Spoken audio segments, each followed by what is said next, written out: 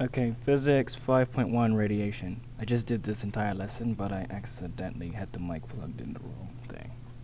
So we're going to start with, we're not going to do this one in the order of the syllabus, we're just going to go to the whole topic since it's so small in logical order. Okay, so we're going to start with atomic structure.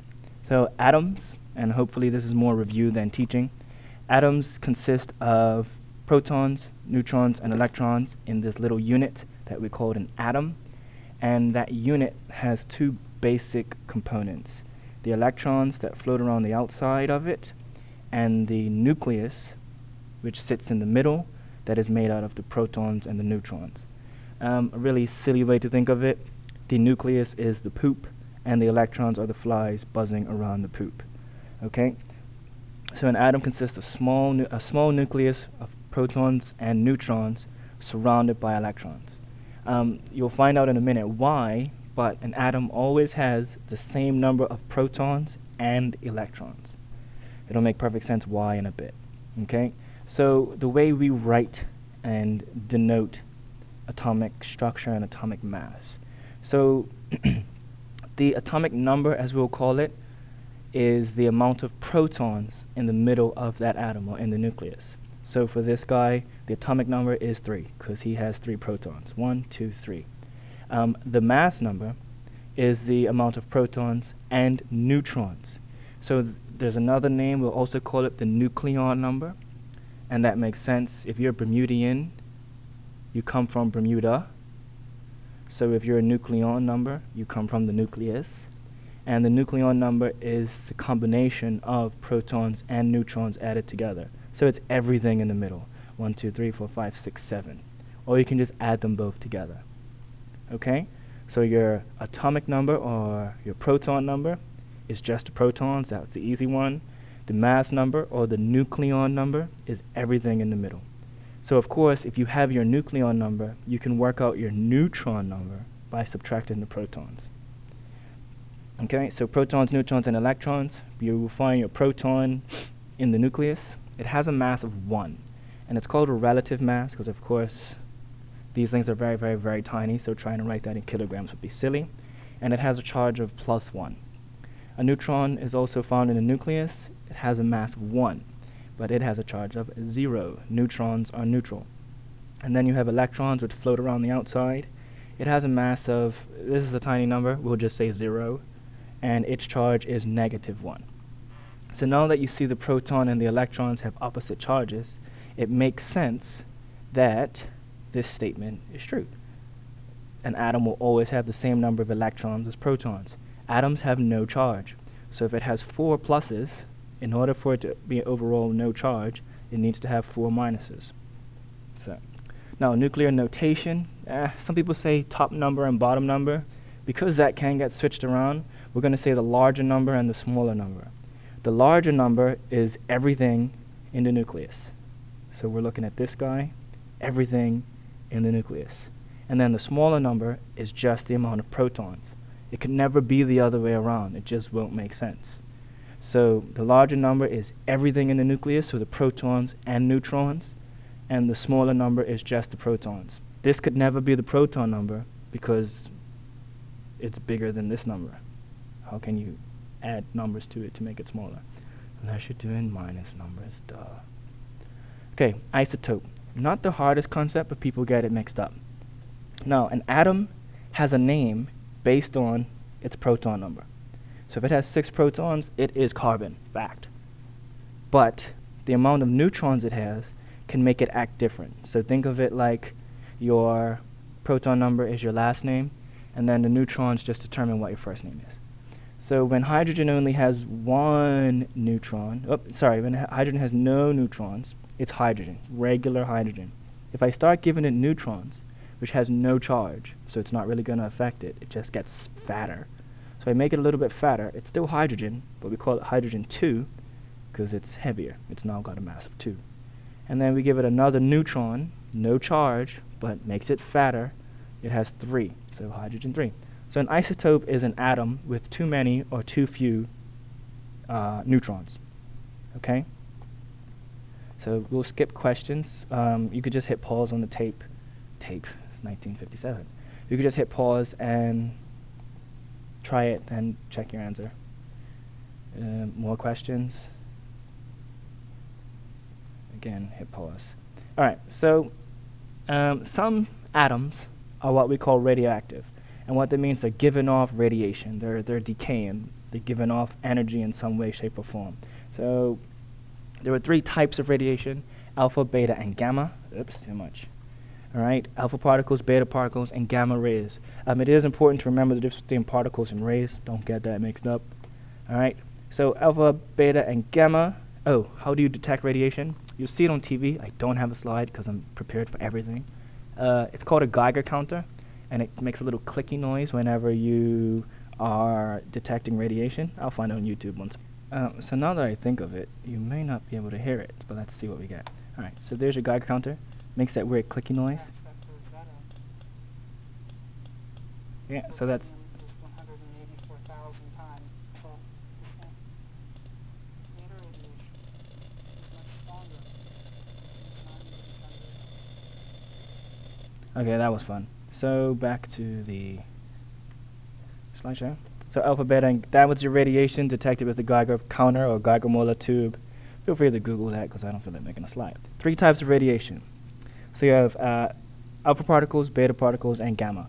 Now alpha particles are these big, fat, heavy, technically they're the nucleus of a helium atom, and it's just these 2 protons and 2 neutrons stuck together that are moving kind of slow. All right, they're heavy and they're slow, but they're big, so they still do a bit of damage. In fact, they do a lot of damage. Then you have beta particles. Beta particles are just electrons moving very, very, very, very, very fast. And then you have gamma rays, which is just an electromagnetic wave, you know, that really energetic one on the other side. So penetrating power means how far can these types of radiation get before they collide with too many other atoms and their nuclei. Okay, so alpha is big, which means when it starts to travel, it bumps into a lot of stuff. It bumps into air molecules, it bumps into dust molecules. It will not get through paper. Beta, a little bit smaller, it will get through paper, but it will not get through a little bit of aluminium. And gamma, there is not even any mass there, it's just energy wave. That'll keep going. Nothing's going to slow that down other than about 3-4 feet of concrete. Okay? So those are your basic table, come on now, basic table skills. Draw the table, write it out. A question, you can hit pause if you want to try it. Here comes the answers. Skip this. I should delete that. Now ionization is when an atom loses an electron. In all honesty, it's loses or gains, but let's just say loses. So these electrons are floating around the outside. If I came in like a thief in the night and erase one, good job, buddy. If I came in and just took one of these electrons away, I've just ionized that atom. Now because I have 1, 2, 3 positive charges and 1, 2 negative charges, my atom now has an overall charge of +1. Trying to do this with the mouse is just silly. Alright? So alpha particles, because they're 2 protons and 2 neutrons, they have a charge of +1 already. When they go anywhere near one of these electrons, which are negatively charged, they'll collide with it and steal it. They just like to do that. Beta particles, they'll cause ionization not because they steal an electron, but because they're negatively charged and the electrons are negatively charged. When they get close, they push it away. It's kind of like bumper cars. It bangs into it and knocks it out. And gamma doesn't really do much ionization. It doesn't really care. Okay? Now, magnetic fields. We should start with the other type of field, but let's not. So, gamma has no effect by a magnetic field. It does not care.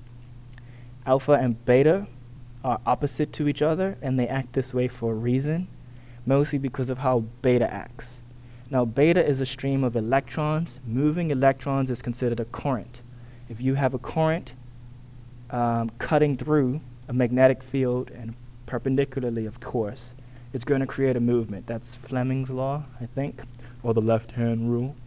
So if we have our left-hand rule applied, beta is going to move downwards, and because alpha is opposite to beta, it will move upwards. It's just the way the cookie crumbles. Okay? Please note, alpha moves opposite, but not as much because it's so fat. Now electric fields, very basic, opposites attract. Beta's negative, alpha's positive. They're just going to move, and they'll move based on how much their mass is. Again, questions, go for it. Hit pause, whatever. Moving on. And we're going to talk about decay. This is where it gets a little bit difficult, so try to pay attention. Or you could just rewind it and watch it again. When you have a gigantic nucleus that is unstable, it tries to become more stable by getting rid of things. Imagine trying to hold too many plates when you walk to the kitchen. The easiest way to get more stable while holding too many plates is just to drop a few. Okay? So alpha radiation is when a big nucleus gives off an alpha particle, which is 2 protons and 2 neutrons. Now, we can write the decay out as like a math equation, but it's almost math backwards. So it gives off 4 particles, right? 2 protons and 2 neutrons. So 238 turns to 234 because it gave off 4. But only 2 of those particles were protons, so that number becomes 90. Another way to look at it is, what can you put there so that something plus this equals that? And it's kind of simple, all right? So alpha can be written as 4,2 and the alpha thing. And you can also write it as helium if you want. Don't know why, because it's a positively charged helium atom, but there you go. Helium molecule, sorry. So there's your question, go for it. Just look at it like backwards math. It's not rocket science yet, or technically it is. Now beta's where it gets a little bit wonky, okay? Beta is caused by someone in the nucleus switching teams. And what happens is a neutron in the nucleus turns into a proton. He switches sides. And in order to become more positive, so the neutron has no charge, it's 0.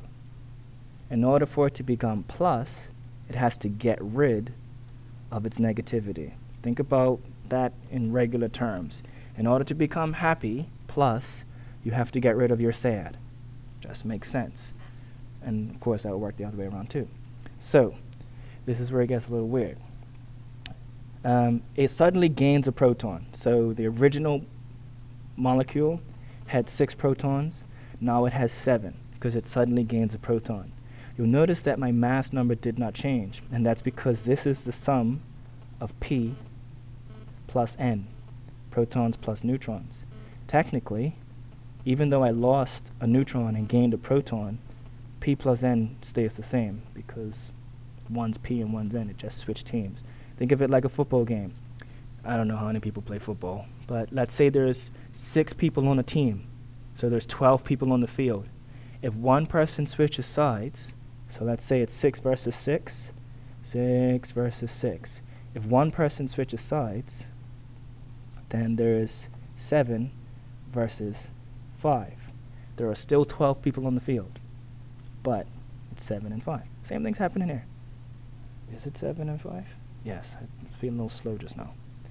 All right, and as a result, we end up with this, which makes perfect sense because the only way for 7 to turn into 6 is to minus 1. Alrighty? Please note, you can also write beta as 0 and minus 1 e because it's just an electron. Now, there's your question. There's your answer. Gamma is just a spoiled brat. Cobalt, very energetic. He's very angry, so he shouts and screams and acts like a big baby. And that meant nothing to anybody. Gamma radiation, 0 and 0. Okay? It's just got less energy now, so it's literally a baby shouting for attention. As per usual, we make things into tables. There's a very quick and simple table. Now